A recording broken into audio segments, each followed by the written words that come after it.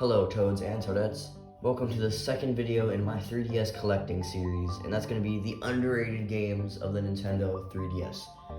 Now we're getting into the part of the series where my personal bias, my personal opinion is going to be starting to kick in. Not saying it wasn't in the other video, those must-buys are still some of my favorite 3DS games, but this video is going to be games that I think are underrated. Some of these might not be underrated to some people, but just games that I personally feel are either a little bit too hated on or just maybe not even talked about. Now, if you have not seen my must-buys video and you are collecting for the 3DS, check that one out first. This is for people who are maybe looking for games that people don't talk about and maybe want to play. The must-buys video is for people who just want to get good 3DS games. Most of them are cheap in that video too. Most of them are cheap in this video too. A few expensive ones, but for the most part, try to keep them as cheap as possible. And yeah, let's just get this video started. Starting this off, we're going to start with the Super Mario franchise, and that is with Mario and Luigi Paper Jam. Why do I feel like this game's underrated? I don't actually feel like this game's underrated. I feel like it's a little bit hated on, and that's why I do think it's kind of underrated. It kind of goes under the radar when people talk about 3DS games, people talk about Mario, or just even Mario and Luigi. People always say it's the worst one. It is arguably the worst one, maybe with Partners in Time. I still think this game is fantastic. I don't see it. Yes, it's not bad, but it's the worst Mario and Luigi.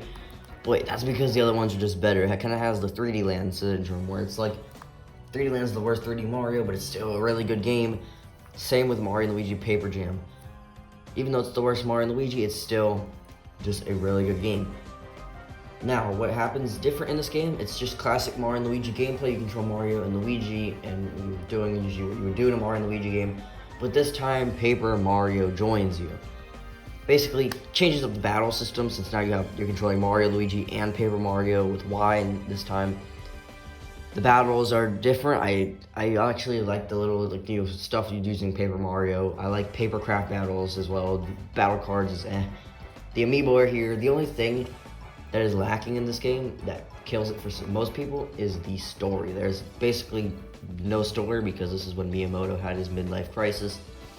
Sad to see no story. If this game did have story though, this game would be absolutely amazing.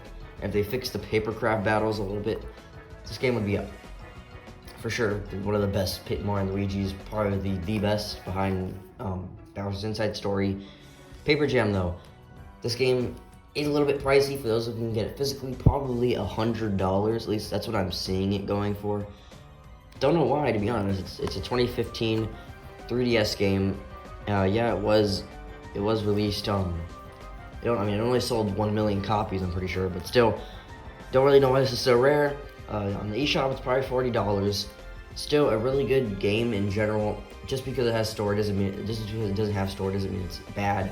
Mario and Luigi Paper Jam is still a fantastic Mario RPG experience. Next on the list, and next for Mario, is Puzzle & Dragon Z plus Puzzle & Dragon Super Mario Bros. Edition. Now, I have not beaten Puzzle & Dragon Z. I have beaten Puzzle & Dragon Super Mario Bros. Edition. That's why I'm including this as a Mario game, because Mario is in it. This is a double pack kind of game, as you're getting two games in one. First, I'll skim over Puzzle & Dragon Z. Basically, the gimmick, not really gimmick, but the gameplay in both of these games are that, obviously it's a puzzle game that has you using your stylus or your finger to move these little, I don't know what you really call them, orbs. You can kind of see them in the background there. I guess orbs, you'd say. And using these orbs, I think it's 3 in a row you match them. It's been a while since I played this. I think it's 3 in a row, but you're moving them, and as the stylus goes down, the balls will be being pushed. It's very different for a puzzle game. It's not like a thing's falling like Tetris or Dr. Mario, and you just gotta match it. Different, and it's actually probably one of my favorite puzzle game, gameplay wise. I think it's the most addictive. It's just something about it is really fun. Puzzle & Dragon Z, it uses its own little characters from its own franchise. I haven't really played through most of this game. I've played a little bit of it. It's still really good. I really like this game as well. But the one I have played, and the one I'm really including on this list, is Puzzle & Dragon's Super Mario Bros. Edition. Like I said, it's the same gameplay as Puzzle & Dragon Z, but this time it's Mario themed with Mario themed orbs.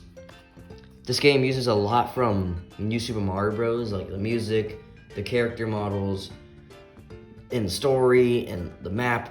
But yeah, basically it's just Puzzle & Dragons, but with Mario in it. There's also no story, but that doesn't really matter, at least for a puzzle game. Puzzle and Dragons Super Mario Bros. Edition. I still think this game is really good. It's very underrated. Absolutely no one talks about this game. This game needs more love. Yes, it's not the best thing on 3DS. It is still a really good puzzle game. One of my favorite puzzle games. I'm not really a big puzzle game guy, but this game did really catch my eye. Probably $15 for physical collectors. I want to say 20 on the eShop. Very good value as you're getting 2 games in one, and one has Mario in it. What is there really not to like about Puzzle and Dragons Super Mario Bros. Edition, especially this version, since you're getting both games? This game is very underrated. I'd say one of 3DS's most underrated games, at least published by Nintendo. Definitely pick this one up if you like puzzle games. Next on the list is for the Animal Crossing franchise, and that is with Animal Crossing Happy Home Designer. The only other Animal Crossing game on 3DS besides New Leaf is one of 2 Animal Crossing spin-offs, which is kind of crazy to think about.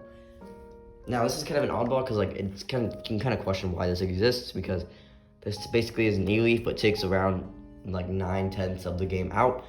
This game limits Animal Crossing to just designing homes. Now, don't get me wrong, this game is still very, very fun. I remember playing this. This come out. I think this came out in 2015. And I played this to death. I was not expecting this game, especially after New Leaf. I thought it was it for Animal Crossing on 3DS, but no, they came back. In this game, like I said, you design people's home. You work for this. I think it's the Happy Home Academy. You work for in this game, just like in Animal Crossing games.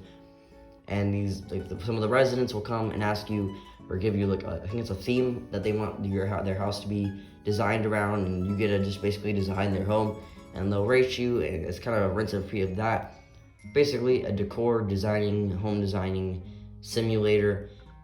This game, I feel, is very underrated because this also is another game that just goes under the radar. I wouldn't say necessarily gets hated on, but especially after the Happy Home Paradise DLC came out for New Horizons, no one really talks or even cares about this game. I still think it is definitely worth a shot. Even though it might get old pretty quick, I still think that you can have fun with this, especially if you were an Animal Crossing fan like I am. This game is still a lot of fun. Probably find this game for $20, I'd say, maybe tops 15. You can probably find it for physical collectors on the eShop. I want to say it's 20, it might be 40 though. But yeah, Animal Crossing Happy Home Designer, a pretty underrated 3DS game. Next is the Legend of Zelda franchise, and that is with the Legend of Zelda Triforce Heroes. This game, you can see people talking about this. It's not like it goes completely under the radar. It's a 2015 game, but it does get hated on, which is kind of weird. I see people say, maybe after Zelda 2, worst Zelda game, and yeah, that could be true if you have no friends, and I could honestly see that for a lot of people online. But if you do have friends, this game is bunches of fun. Holy crap, can Triforce Heroes be fun? It really comes down to, if you have no friends, do not even consider picking this game up. It is only fun when you have friends to play it with, because obviously it's built around 3 links, similar to 4 Swords and 4 Swords Adventures. It's just only 3 links. Another gimmick that kind of makes this game stand out compared to the 4 Swords and 4 Swords Adventures is that there are different costumes for you to get, especially like that little 8-bit link there. Very interesting, I'd say, costumes in this game, but they are still fun to collect.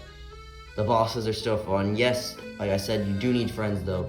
If you like Zelda, make sure you have friends before you get this game, because it's really only fun. It's just more average if you don't have friends, but if you do have friends, it's definitely worth checking out. I still think it's a really good game. I don't understand what's with the hate. I wouldn't say it's one of the best Zelda games, but I would say if you do have friends, yes, this is a very solid Zelda experience. Fun fact, probably my first Zelda game. This is only like 7 years ago, but still, Triforce Heroes is my first Zelda game. I'm trying to not get any bias in here, but yes, Triforce Heroes is really good if you have friends. People looking to get this physically, probably, I want to say $15 as well. Digitally, probably $40, because I don't think this is Nintendo Selects. But yes, Legend of Zelda Triforce Heroes is definitely a hated and underrated game on the Nintendo 3DS. Next is the Fire Emblem franchise, and that is with Fire Emblem Echoes Shadows of Valentia. This is a 2017 post-Switch 3DS game, a very close to almost being non-post-Switch and that's kind of why I feel this game is underrated. Probably one of the best. It's probably one of the, yeah, I'd say maybe behind Awakening, this is the best Fire Emblem, at least on 3DS. One of the best 3DS RPGs, period. This is a remake of, I think it was a Famicom. I think it was either Famicom or Super Famicom Fire Emblem. I can't remember the name. Still though, Echoes. Despite it being a remake, it honestly feels fresh and new, especially since that game never released here in America, at least on like the NES, since it was a Famicom game. But yeah, for those who have not played Fire Emblem, maybe you played something similar to that, which would be Mario plus Rabbids, where it's an RPG, a tactical RPG, where you have characters on the battlefield, and you press on them and you tell them where to go, and if they're near an enemy, they can attack them, something similar to that. Fire Emblem Echoes also has one of the probably the best stories in Fire Emblem. I actually really like the story with Alm and Celica. There's Amiibo as well. 3D dungeons, love it. Fire Emblem Echoes, definitely one of the most underrated Fire Emblem games, period. A lot of people talk about Three Houses, Awakening. This is definitely up there. It's arguably one of the best Fire Emblems, at least in my opinion. And it's so sad to see it just go under the radar. No one really talks about this game, and it is so fantastic. Love Fire Emblem Echoes. People looking to get this physically, probably $40. I haven't checked it in a while, but it's probably $40, $40 to $60. For those getting digitally, $40 for sure. Fire Emblem Echoes Shadows of Valentia is definitely a game you should get, especially since it's very underrated.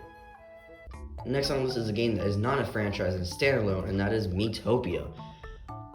Man, is Miitopia so good. I absolutely adore Tomodachi Life. It's one of my favorite 3DS games. And when Miitopia came out, it basically took everything about Tomodachi Life, but turned it into an actual RPG, an actual game that, you know, from to beginning to end kind of game. And wow, is Miitopia one of the 3DS's finest games.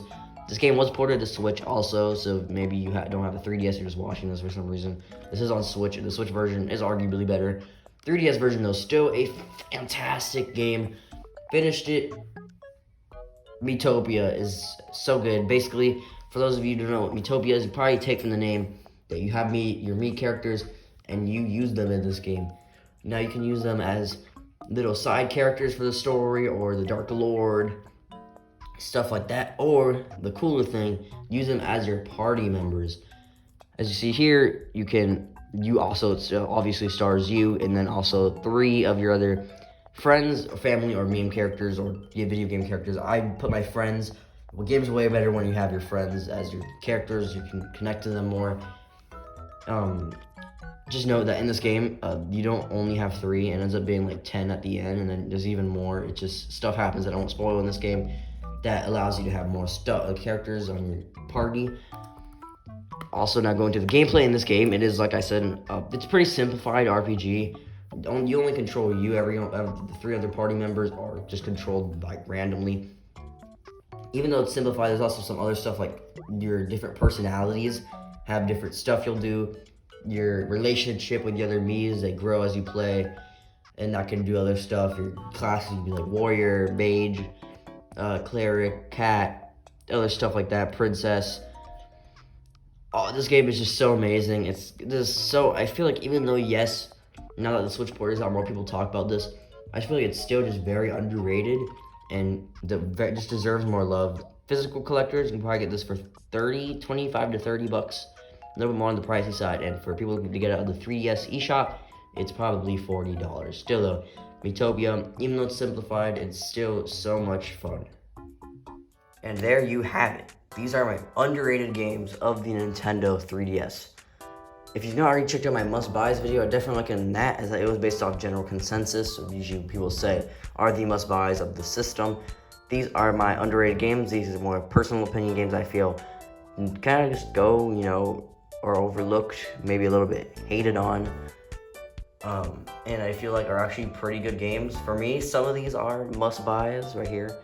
But either way, these are my underrated games. I feel these games are either severely underrated or just a little bit underrated. Definitely, I would say look into these games. They're all very good games, at least this one if you have friends. And I will be doing more videos for this 3DS collection as well. I'll do my favorites in the future, which is heavily personal opinion. And I'll eventually do a full collection. these were my 3DS underrated games. Next, I'll be doing a Wii U underrated video. As you can probably see, I'm doing a trend where I have a 3DS and a Wii U collecting series. But I'm getting off topic now, as this is for the 3DS. Either way, on that note, guys, I'll see you in the next one.